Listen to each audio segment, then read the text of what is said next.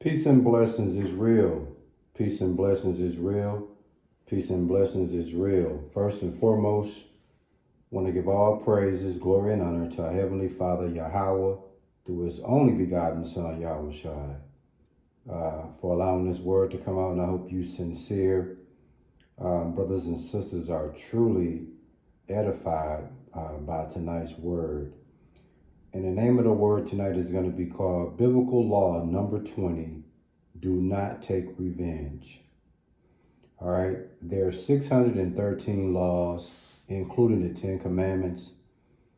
And these 613 laws are very important when it comes to our spiritual walk as an Israelite.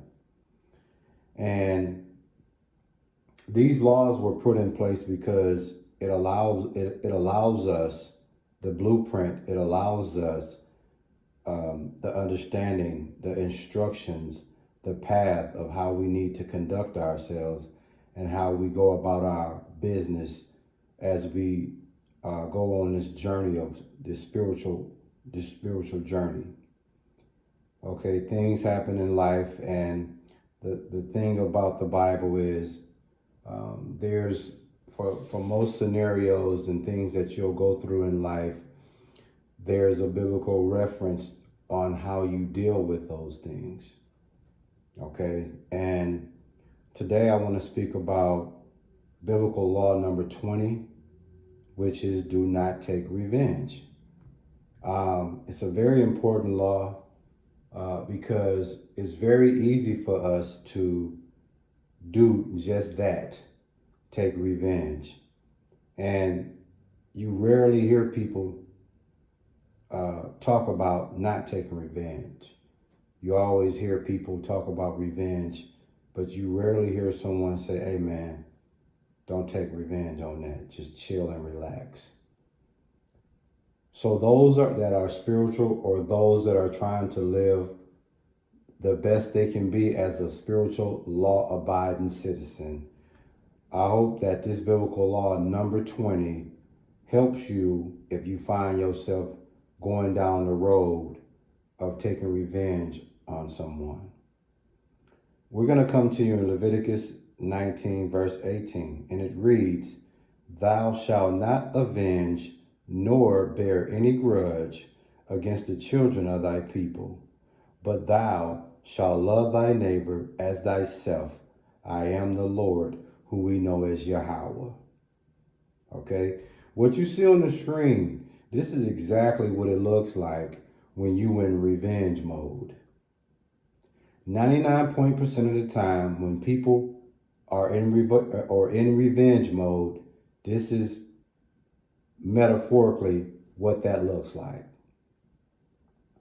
Now, it's three things in Leviticus 19 and 18 that I want to point out. The first thing, it says, thou shalt not avenge. Point number 2, it says, nor bear any grudge. And then point number 3, it says, but thou shalt love thy neighbor. You see that? In that order. So when you look at the first part of Leviticus 19 and 18, when it says, thou shalt not avenge. In other words, thou shalt not go into the mode of retaliation. Thou shalt not go into the mode to punish in return. Thou shalt not take revenge. And most importantly, thou shalt not take vengeance. Okay, vengeance is another word for avenge. And you know why we should not avenge, aka take vengeance? Because the Lord already told you that's what he does. In Romans 12 and 19, it tells you vengeance is the Lord. So since you know and understand that, when you go back to Leviticus 19 and 18, when it tells you thou shalt not avenge, right there you should understand abort mission. Why? Because that's what the Lord do. The vengeance is the Lord's. You are, my friend, to show a sign of forgiveness. Okay? Forgiveness. A lot of us don't like to hear about forgiveness. A lot of us don't want to learn about forgiveness. Most importantly, a lot of us don't want to entertain forgiveness. Okay, it's hard to forgive someone that have wronged you. It's hard to forgive someone that have tried to take you out or whatever the case may be. But trust me, biblically, that's the righteous thing to do. Simply forgive. Why? Why resort to retaliation when the Lord already is set up to handle that for you? Do that revenge bidding for you. So you stay spiritual and focus on forgiveness. It says, nor bear any grudge, nor bear any envy, nor bear any resentment, nor bear any ill will, nor bear any bitterness. Okay? You are not to indulge in that.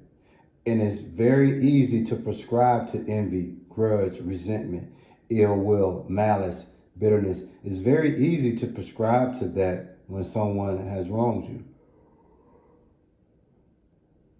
But once again, you got to put on your forgiveness hat and wear it everywhere you go. Put on your forgiveness t-shirt and wear it everywhere you go.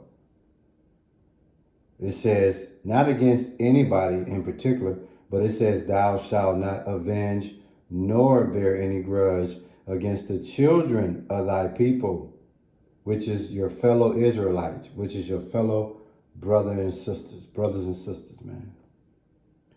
It tells you, instead of taking revenge, instead of taking vengeance, instead of taking punishment in return, instead of retaliation, instead of envy, resentment, ill will, and bitterness, thou shalt love thy neighbor. Thou shalt show charity. Thou shalt show endearment. Thou shalt show benevolence.